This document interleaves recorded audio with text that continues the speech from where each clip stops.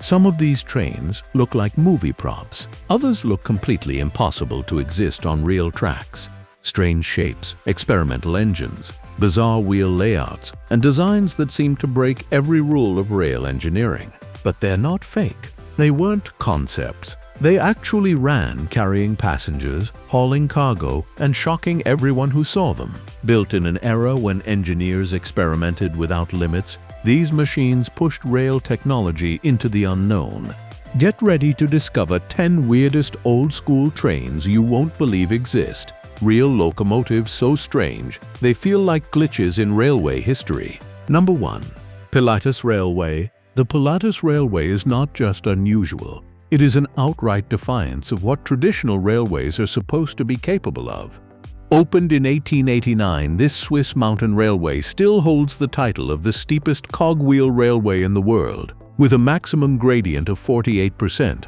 To put that into perspective, most standard railways struggle beyond 2–3%, and even aggressive mountain railways rarely exceed 12%. What makes the Pilatus Railway truly strange is that it does not use a conventional rack and pinion system. Instead, engineer Eduard Locker designed a completely new mechanism known as the Locker rack system, where horizontal cogwheels grip a ladder-like rack from both sides. This prevents derailment on extreme slopes, a serious problem with vertical racks at such angles. Without this system, the train's cog could literally climb out of the rack under gravity. The railway climbs from Alpnachstad up to Mount Pilatus at over 2,000 meters above sea level, hugging sheer cliffs, rock faces, and near-vertical terrain. From the passenger's perspective, the ride feels less like a train journey and more like an engineered ascent. The cars tilt sharply forward, the horizon disappears, and the sensation of height is constant. It's one of the few railways where passengers instinctively grip armrests, even though the system is remarkably safe. Originally powered by steam, the Pilatus Railway was electrified in 1937, improving reliability and control on the extreme gradients. Despite modernization, the railway retains its original alignment and engineering philosophy. Unlike many mountain lines that were rebuilt or softened over time, Pilatus remains unapologetically extreme. What makes this railway weird is not novelty for novelty's sake. It exists because engineers refused to accept that a mountain was unclimbable by rail. No tunnels, no switchbacks, no zigzags, just a straight-up assault on gravity itself. Even today, modern engineers study the Pilatus Railway as proof that radical mechanical innovation can overcome physical limits provided you're brave enough to try. Number 2. Darjeeling Himalayan Railway. The Darjeeling Himalayan Railway, often called the toy train, is one of the most deceptive railways in the world. At first glance, it looks fragile, almost decorative, tiny steam locomotives, narrow tracks and slow speeds. But behind that innocent appearance lies one of the cleverest mountain railway designs ever built. Constructed between 1879 and 1881, the railway connects New Jalpaiguri in the plains of West Bengal to Darjeeling, climbing from around 100 meters to over 2,200 meters in elevation. The challenge was enormous. Engineers had to gain massive altitude without tunnels, rack systems, or steep gradients, all while using narrow-gauge track 610 millimeters. The solution was ingenious: loops and zigzags. Instead of climbing directly, the train repeatedly curves over itself using spiral loops like the famous Batasia loop, and reverses direction at zigzag stations. At these points, the locomotive pulls forward into a dead end, stops, then reverses to continue climbing on a higher section of track. This allows the railway to gain height gradually while maintaining manageable gradients. From the passenger's point of view, it feels surreal. The train appears to be moving backward, sideways, or even circling itself. You can sometimes look out the window and see the track you were on just minutes earlier, now far below you. No other railway experience quite compares to this visual puzzle. Steam locomotives built by Sharp, Stewart & Co., and later Bagnall still operate on sections of the line, making it one of the last places on Earth where 19th-century steam technology still functions in its original environment. The railway was declared a UNESCO World Heritage Site in 1999 for its exceptional engineering and cultural value. What makes the Darjeeling Himalayan Railway truly weird isn't how small it is. it's how intelligently it cheats gravity. No brute force, no advanced machinery, just geometry, patience, and a deep understanding of terrain. It's a railway that climbs mountains by thinking sideways. Number 3. Fairy Queen. Locomotive. The Fairy Queen is not just old, it is a mechanical survivor from the dawn of railways. Built in 1855 by Kitson, Thompson and Hewitson in England, the Fairy Queen is widely recognized as one of the oldest operational steam locomotives in the world. Originally commissioned for the East Indian Railway, the locomotive served during a period when railways were still experimental in many parts of the world. Over time, it was retired and placed on static display, seemingly destined to become a museum relic. But in a remarkable act of preservation, Indian Railways restored the locomotive to working condition in the late 20th century. For years, the Fairy Queen ran heritage tourist services between Delhi and Alwar, hauling modern coaches while powered by a Victorian-era engine. The visual contradiction is striking. Contemporary signaling, diesel locomotives parked nearby, and this iron behemoth from the 1850s breathing steam like it never aged. Technically, the locomotive is a 2-2-2 wheel arrangement, typical of early passenger engines. It lacks many safety and efficiency features later considered essential, which is why it only operates under tightly controlled heritage conditions today. Maintenance requires craftsmanship rarely used anymore. Hand-forged parts, manual boiler inspection, and skills passed down through generations of railway artisans. The Fairy Queen once held a Guinness World Record for being the oldest working steam locomotive, though records vary depending on criteria. Regardless of titles, its existence alone is extraordinary. Steam locomotives were never designed to last 170 years. They survived through care, not durability. What makes Fairy Queen weird isn't its appearance, it's the fact that it still moves. In a world of disposable technology, it stands as proof that with dedication, even the earliest industrial machines can remain alive far beyond their intended lifespan. Number 4. Pamban Bridge. Trained. The Pamban Bridge is one of the rare places on Earth where a train behaves like a ship, suspended above open ocean, with nothing but seawater on both sides. Opened in 1914, the bridge connects mainland India to Ramswaram Island and was, for decades, India's first sea bridge. The original bridge featured a manually operated double-leaf bascule section, allowing ships to pass beneath. Trains would stop. The central span would be opened by hand-cranked mechanisms. Vessels would pass, and then the rails would be realigned, a process that feels almost impossible by modern standards. Crossing the bridge is an unforgettable experience. Salt spray hits the train, strong winds buffet the coaches, and the sense of exposure is constant. Unlike elevated bridges over rivers, there is no visible land below, only the vastness of the sea. During storms and cyclones, the bridge has faced extreme stress, including damage during the 1964 Ramswaram cyclone, after which it was reinforced rather than abandoned. In recent years, a new vertical lift rail bridge was constructed nearby to replace the aging structure while preserving the historic one. This modern upgrade allows faster and safer rail movement while respecting the legacy of the original design. Sea-crossing railways are rare because salt water accelerates corrosion, wave forces are unpredictable, and maintenance costs are enormous. Yet Pamban endured for over a century, not because it was easy, but because it was essential. What makes the Pamban Bridge train weird isn't gimmickry, it's bravery. It represents an era when engineers chose to connect islands by steel rails instead of ferries, trusting calculations and craftsmanship to stand against the sea itself. Number 5. Ffestiniog Railway. The Ffestiniog Railway may look charming today, but in the 19th century it was one of the most radical railways ever built. Opened in 1836 in North Wales, it was originally designed to haul slate from mountain quarries to the port of Porthmadog. The challenge was brutal terrain, steep gradients, sharp curves, and limited space, conditions that standard locomotives of the era simply could not handle efficiently. The solution was narrow gauge, just 1 foot 11½ in, 597 mm, allowing tighter curves and lighter infrastructure. But even that wasn't enough.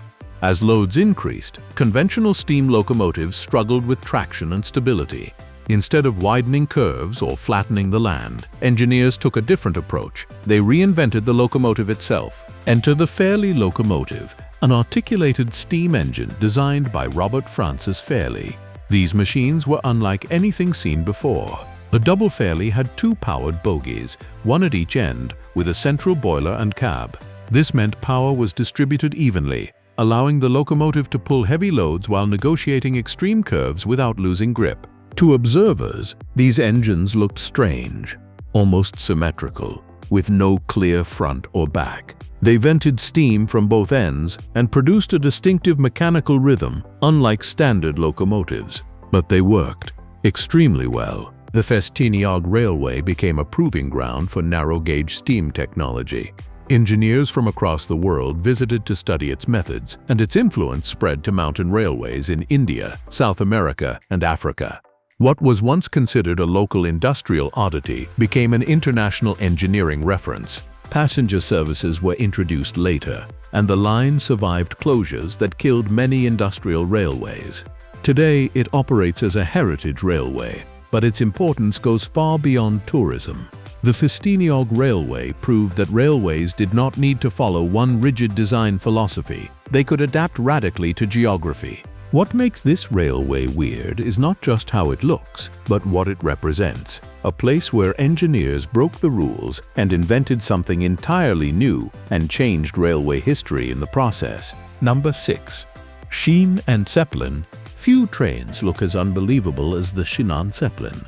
Built in 1929 by German engineer Franz Krukenberg, this experimental railcar was inspired directly by airships, and it shows. Shaped like a silver bullet and powered by an aircraft propeller, it looked more like something from a science fiction serial than a railway line. The idea was simple but radical. Reduce rolling resistance and aerodynamic drag, then use aviation propulsion to achieve unprecedented speeds. In 1931, the Schienenzeppelin reached 230 km slightly 143 mph, setting a world speed record for petrol-powered rail vehicles, a record that stood for decades. But the same features that made it fast also made it impractical. The rear-mounted propeller was extremely dangerous on platforms, posed serious risks to track workers, and made coupling cars impossible. It also produced poor low-speed acceleration, which is critical for real-world rail service with frequent stops. Braking was another issue. Unlike wheel-driven trains that rely heavily on adhesion, the Schienenzeppelin depended more on mechanical braking systems, limiting safety margins. Additionally, it could not easily operate on electrified lines or pull additional coaches. Despite these drawbacks, the Schienenzeppelin was not a failure. It was a technology demonstrator. Many of its aerodynamic principles influenced later high-speed train design in Germany, including streamlining concepts used decades later in electric multiple units, and eventually the IC trains. The prototype was dismantled in 1939, partly due to material shortages before World War II. No physical examples survive today, but photographs and engineering drawings preserve its legacy. What makes the Schienenzeppelin weird is not that it failed, but that it worked too well in the wrong direction. It proved that trains could go incredibly fast, but left engineers with the question, should they? Number 7. Galloping Goose railcars. The Galloping Goose railcars are among the most charmingly strange vehicles ever to run on rails. Built during the 1930s by the Rio Grande Southern Railroad, these machines were born out of desperation during the Great Depression. The railroad served remote mountain communities in Colorado, but declining freight and passenger traffic made traditional steam trains financially unsustainable. Instead of shutting down completely, the company improvised. Railway workshops combined automobile or bus bodies with rail wheels, added freight compartments for mail, and created lightweight hybrid vehicles that could be operated by a single crew member. Early versions used Buick automobile bodies. Later ones incorporated bus frames and truck engines. They earned the nickname Galloping Goose because of their awkward rocking motion on rough track, a side effect of lightweight construction and uneven railbeds. But despite their odd appearance, they were effective. They carried mail, passengers, express freight, and even livestock in some cases. These rail cars extended the life of the railroad by years. In fact, when the Rio Grande Southern finally shut down in 1951, the Galloping Geese were the last vehicles running on the line. Several examples survive today in museums and heritage operations, restored to working condition. Seeing one in motion is surreal, a 1930s automobile honking its way along steel rails through mountain scenery. What makes the Galloping Goose truly weird is that it breaks the romantic image of railroading.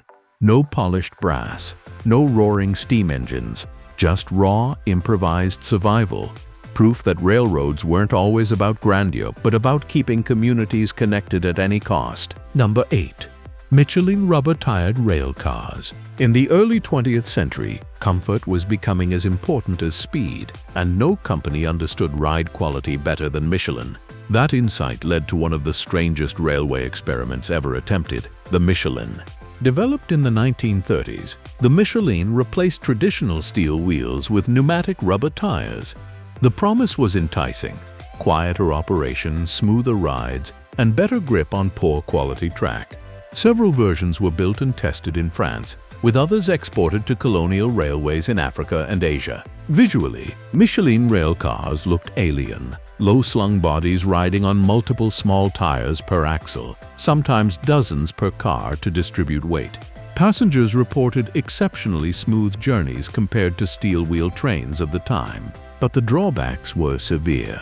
Rubber tires wore out quickly under heavy loads, were vulnerable to punctures, and limited vehicle weight. Heat buildup at higher speeds became dangerous, and maintenance costs soared. Steel wheels, though less comfortable, were vastly more durable. By the late 1930s, most Michelin rail cars were withdrawn or converted back to conventional wheels. However, the experiment wasn't pointless. The Michelin concept influenced later rubber-tired metro systems, such as those in Paris, where rubber tires run alongside guide rails rather than replacing them entirely. What makes the Micheline weird is that it was ahead of its time and wrong for its time simultaneously. It failed as a mainline railway solution, but planted ideas that reappeared decades later in urban transit. Number 9. Aérotrain. The Aerotrain is one of the most haunting what-if stories in transportation history. Developed in France during the 1960s and early 1970s, the Aérotrain was not a conventional train at all. It was a hovering vehicle that rode on a cushion of air above a concrete guideway. The project was led by French engineer Jean Bertin, who believed steel wheels on steel rails had reached their limits. His idea was radical: eliminate rolling resistance entirely by lifting the vehicle slightly above the track using pressurized air. Propulsion came from propellers, jet engines, or gas turbines, depending on the prototype. The results were extraordinary. In test runs, Aerotrain prototypes reached speeds exceeding 430 km/h, 2067 mph, faster than most trains even today. Because the vehicle didn't touch the track, wear and friction were minimal, and the guideway could be simpler than traditional rail infrastructure. Visually, the Aerotrain looked like pure science fiction. Sleek, rocket-shaped vehicles gliding silently over elevated concrete beams. Entire test tracks were constructed near Orléans and Paris, some of which still stand today like abandoned monuments to a future that never arrived. So why did it fail? Politics, economics, and timing. Around the same period, France was developing the TGV, an electric high-speed train that worked on existing rail principles. The TGV could integrate into current rail networks, carry multiple cars, and operate safely in stations. The Aerotrain, by contrast, required entirely new infrastructure, couldn't easily switch tracks, and was noisy due to jet propulsion. In 1974, after the death of Jean Bertin and changes in political leadership, government funding was withdrawn. The project was officially cancelled in favor of the TGV, which went on to become one of the most successful high-speed rail systems in the world. What makes the Aerotrain weird isn't that it failed, it's that it almost won. It wasn't a fantasy, it worked, it was tested, and it came frighteningly close to redefining rail travel. Today, its abandoned guideways stand as concrete ghosts, reminders that progress isn't always about the best technology. Sometimes it's about the most practical one. Number 10. Wuppertal. Schwebebahn. The Wuppertal Schwebebahn is proof that sometimes the weirdest idea is also the most durable. Opened in 1901, this suspended monorail system still operates today as a core part of public transport in Wuppertal, Germany, making it over 120 years old and fully functional. Instead of running on tracks beneath the train, the Schwebebahn hangs from a single rail above, with carriages suspended below steel frames. Most of the line runs directly over the Wupper River, a decision made because the narrow valley left no room for conventional railways or roads. At the time of construction, the idea seemed risky and unconventional.